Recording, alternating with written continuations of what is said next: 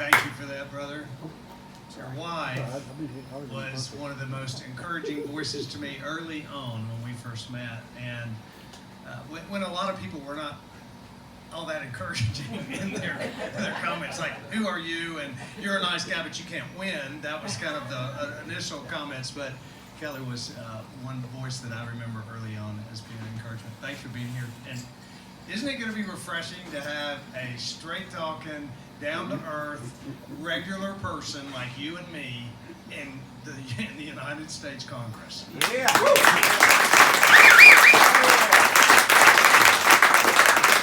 He's not afraid to say and do exactly what he believes and feels with no pretense and no political jargon around it. It's just a refreshing voice, and I'm grateful that you're going to be there to represent us.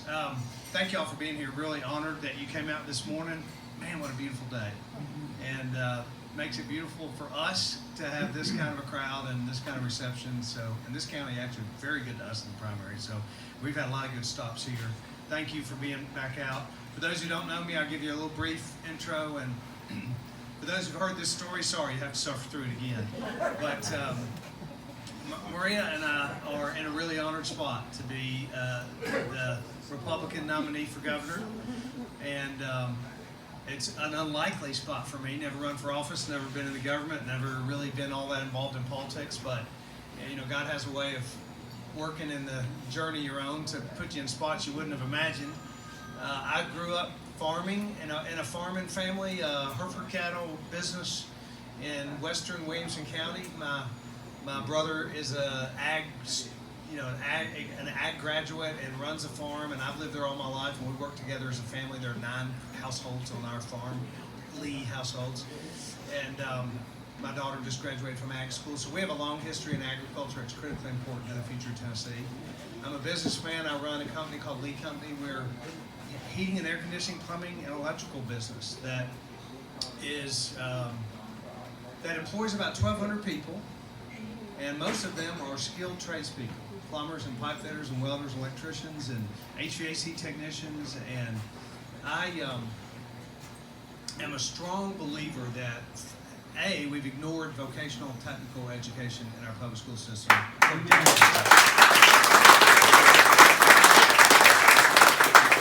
And I know that because I run a company of skilled tradespeople. In fact, it's a company that the Tennessean named as the best company to work for in Nashville last year. But we can't fill skilled trade job openings we have because there's no skilled trades people out there. And they're not out there because we haven't produced them in our education system. And we have got to change. We started a trade school at Lee Company 10 years ago. We put 1,000 people through a trades program, plumbing, welding, electrical, HVAC. And we need to do that in high schools all over Tennessee. And I look forward to the opportunity to work in a way to create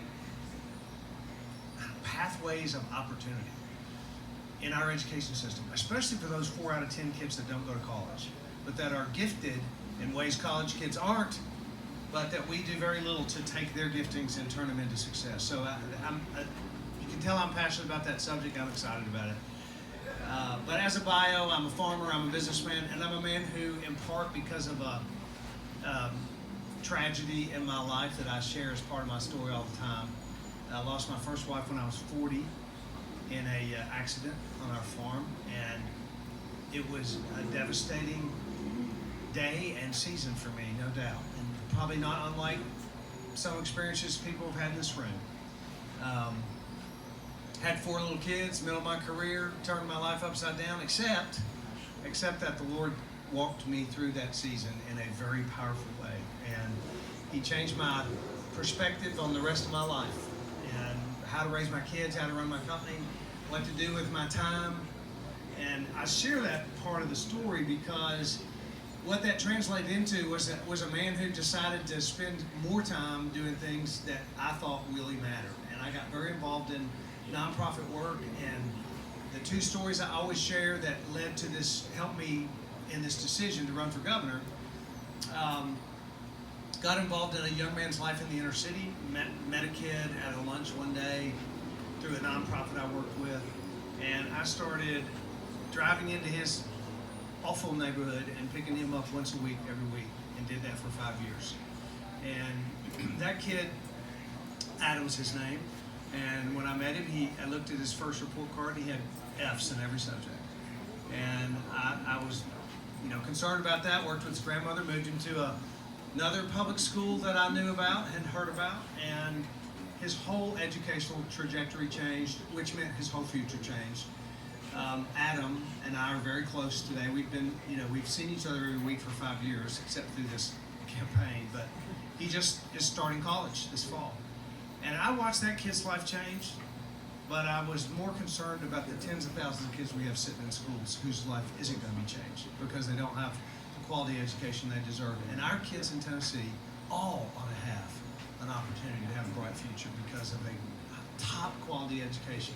Now, you got good schools right here, and there are good schools in certain pockets around this country, around this state, but we're in the bottom half of states in America in our educational outcomes, and we can do better than that. So I got excited about education, started doing some public policy work around that, and that's what really started me thinking, maybe I should go to the next level. Second story, mentored a guy coming out of prison. Got involved in a reentry program, engaged in a man's life, spent one morning a week, every week with that guy while he was reentering society. I got really interested in the subject of recidivism, returning to prison. And here's why that really matters to you and me, and why I got so interested in it about, why it affects our state. Think about this. Right now, in the state of Tennessee, 95% of the people, 95% of the men that are sitting in prison cells in this state are all going to get out. They all serve their terms and re-enter our communities. And right now in the state of Tennessee, 50% of those men will recommit a crime within the first 2 years and go right back to prison. And they commit those crimes in our community, and we pay for it. In human cost, their children are going to go to prison, 70% chance. We pay $30,000 a year to incarcerate them. This revolving door of recidivism is something that has to be addressed if we want to address crime.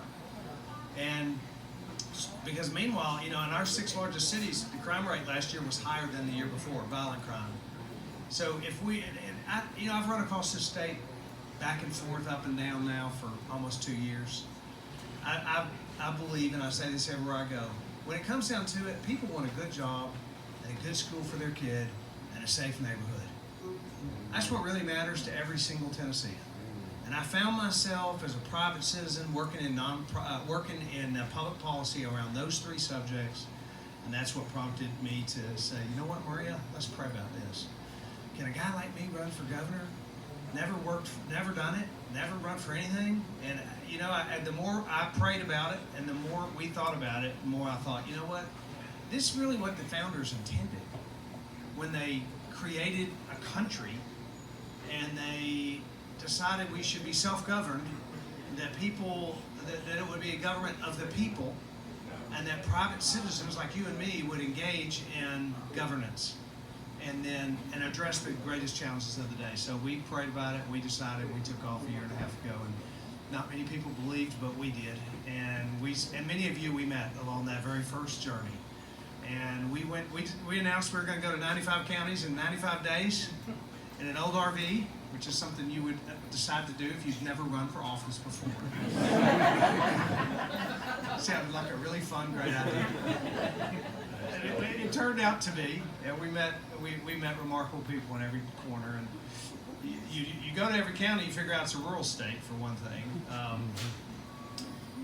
And I'm a rural guy. I grew up in rural Tennessee in the ag business. So I decided that we would bring awareness to what I think is a real problem, and that's the challenges that exist in rural Tennessee. So Maria and I rolled out a policy statement called the Roadmap for Rural Tennessee. We took a tractor up to Mountain City and took off driving the tractor, 758 miles from Mountain City to Memphis. And Maria followed in a pickup the whole way, and we talked at every little rural small town stop all along the way about why rural Tennessee matters, and why, as a governor, it will matter to me. And so we finished that rural trip. Then we did a bunch of series of tours. We're in a Believe in Tennessee tour right now. We do tours in our campaign. We did RV tour, tractor tour, faith tour, a Faith in Tennessee tour, we called it. My faith in Christ is the most important thing in my life. It'll never change. And I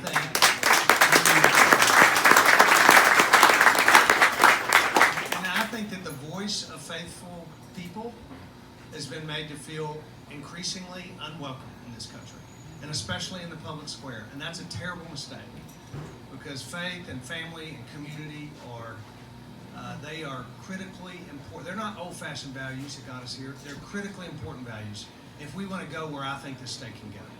And so we did a Faith in Tennessee tour, talked about religious liberty, talked about how government is not the answer to our challenges. Government gets in the way. It's a problem half the time. It isn't. Government's not going to solve the challenges of our day. We are going to solve them through the private sector and the nonprofit community and through our churches and our faith community, our community organizations. That's how the real problems are going to be solved in this country.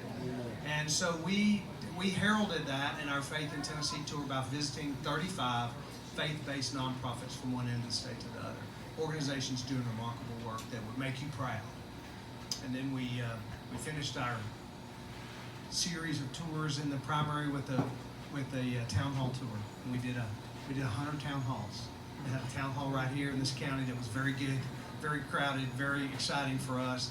You know, to run a campaign for a year and a half, and especially to be the folks that were way back in last place and pretty much the whole time. Maria and I said, we were in first place for 2 weeks.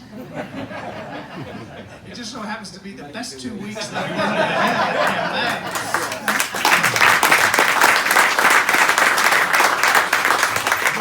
We had one stop on our, you talk about how things change. We had one stop on our 95 county, 95-day RV tour to kick off our campaign.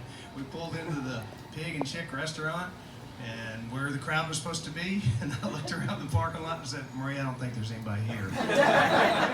got out of the bus and walked in and looked around, and we took a selfie, the two of us, because there was nobody there to meet us. And we got on our bus, and we had a little map with every county. We colored in that county, and we said, you know what, we've been to this county, we'll go on to the next one. That's kind of how our first tour was. We were happy to meet with 4 people or 6 or 8 if we could get them. But by the time June and July rolled around, our town halls started having 30 and 50 and 70 and 100. And it was very exciting to see what was happening.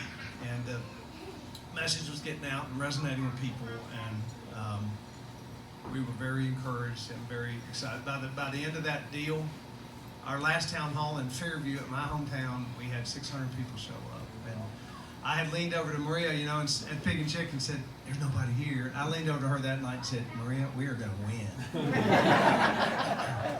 And we were honored that 2nd of August, and I was humbled, frankly. It's a very humbling thing to think that people will walk into a voting booth and place their confidence in you by pushing your name when they've never even met you before. And we were in Cumberland County on the first day of early voting, and we just happened to be driving through there from one town hall to the next, and went to a coffee shop, and some guy walked up. I walked up to some guy that kind of looking funny at me like he recognized me. And I said, hello, sir, my name is Bill Lee. And he looked back at me and said, I know who you are. I just voted for you. And it took me back. No one ever said that to me before. And I got choked up about it and walked out of there saying, I do not want to disappoint that man. Whoever he is, I don't want to disappoint him. And he put his confidence in me without even knowing me. And that's how I feel about this next 6 weeks.